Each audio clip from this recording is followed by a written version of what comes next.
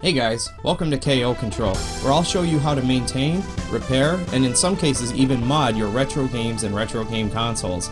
And for the first episode I'm going to keep it pretty simple. I'm going to show you how I personally clean my NES, SNES, and Sega Genesis games.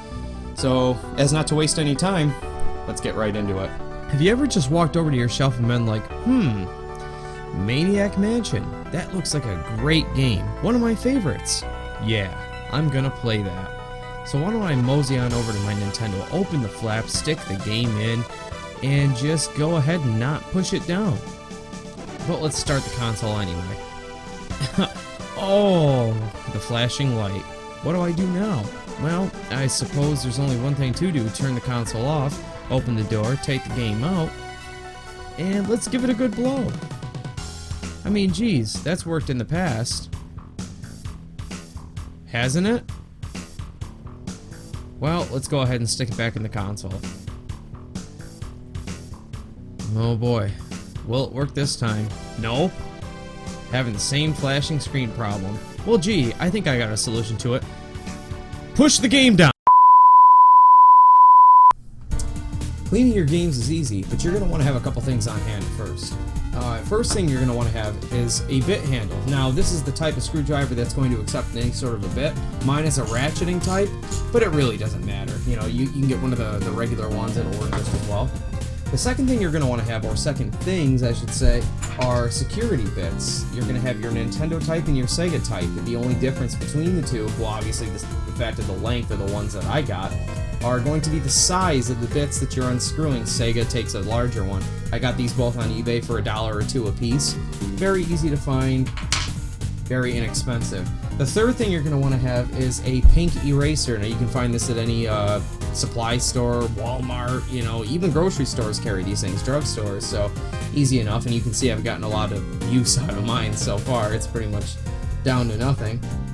The fourth thing you're going to want to have is rubbing alcohol. Now I use the 91%. It evaporates a little faster. I like a little bit of a higher concentrate. I don't really see that it matters. Just get yourself some rubbing alcohol. That'll do just fine. And the fifth thing you're going to want to have are Q-tips or cotton swabs. You know, store brand, name brand, really doesn't matter. And you see I've got mine stored in this nice little Super Mario Brothers Know Your Enemies bandages container because, well, the bandages are all gone and I guess I get a lot of boo-boos. So, let me show you how this is done. Now, in order to clean a game, you're going to want to take your game and see, for example, I have Maniac Mansion here, the one that was giving me trouble. You're going to want to take this and turn it around, and you're going to find 1, 2, and 3 screw holes. Now, I've already taken the liberty of removing the screws. They're sitting right there. I just figured I'd make this video a little bit easier. And what I like to do is I like to take the face side and put it down, and then remove the outer shell. And then here we can expose the chip, or the ROM, whatever you prefer to call it. And what I do is I have this soft washcloth, and then I set it right on there. You take your pink eraser, and you just give it a nice light scrub, and I'll show you what I mean. You go on both parts of the pin connector, give it a nice light scrub. Just try and get all that dirt off there. You'll see the residue that's on there. So then when it's all said and done, I take the very same washcloth and I kind of try and wipe away the shavings a little bit. And then I turn it over and I do the same thing to the next side. So I'm just going to do that right now real fast. Make sure I got all that corrosion off of there. Wipe it down again like I did, and I'll turn this over as not to expose it to the shavings again.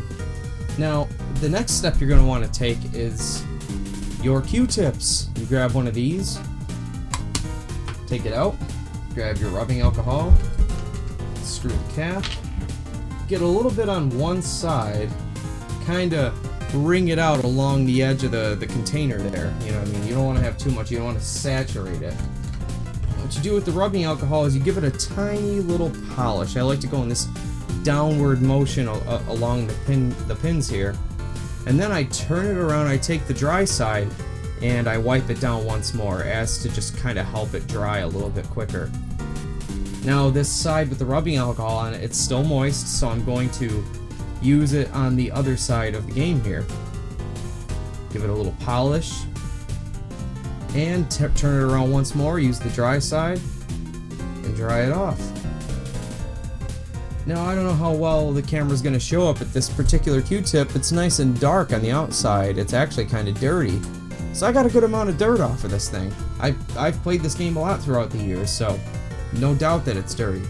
You take that and you throw it away. What you do, you go ahead and you take your cartridge here, the one side of the shell, the side that has the label on it, for NES games anyway, and you take the side that has the battery or all the other chips, all the junk that's sticking off the one side, and you place it down in there along with the little plastic tabs. It falls into place very nicely. You go ahead and there's tabs on the back side of the shell. You go ahead and put that in there, and it's done. You just got to put in your screws. Now, I'm not going to go through the liberty of cleaning all the way through all these other games here, but I'll just show you what they look like since I've already taken the liberty of unscrewing them. This is a Super Nintendo game, Super Double Dragon, and what you do here is you actually take the face side off. So there's the face side, you set it down, and the cartridge, or the ROM, it's very small. I mean, most of these games are. So you take that right out, and that's what that looks like. And you turn it around, all the side with all the chips sticking off, that actually goes towards the back in Super Nintendo games. So there's that. And I'm just going to go ahead and place it back in there since I've already cleaned it. I'm going to put it right back in. And it's, once again, with Super Nintendo games, you have tabs, and the tabs lock into place the plastic cartridge, and there it is. It holds it into place very nicely. Now, you would do the same thing with Super Nintendo games as you would original Nintendo games. You just polish down the what do you call it, the connector there with your pink eraser and your rubbing alcohol.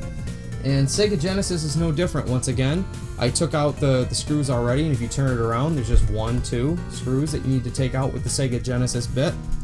And this time you put the label down and you open it up just like an NES game. Now, this is actually kind of nice because the screw holes are actually like tabs that hold this chip into place.